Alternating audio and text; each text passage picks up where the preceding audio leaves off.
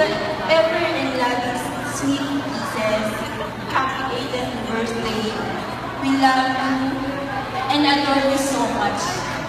Your beauty, intelligence, kindness, and also your tenderness that inspires a lot of people. We thank God so much because He gave us a precious gift.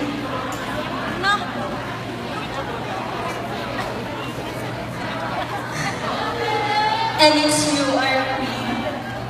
And because of that, you deserve a precious gift from the bottom of our heart. And this is for you, pieces. Because you mean so much to us. This is from OFW Pieces, darling. Ganyan ka na kamahal. Ganyan ka namin kamahal. We love you, Queen.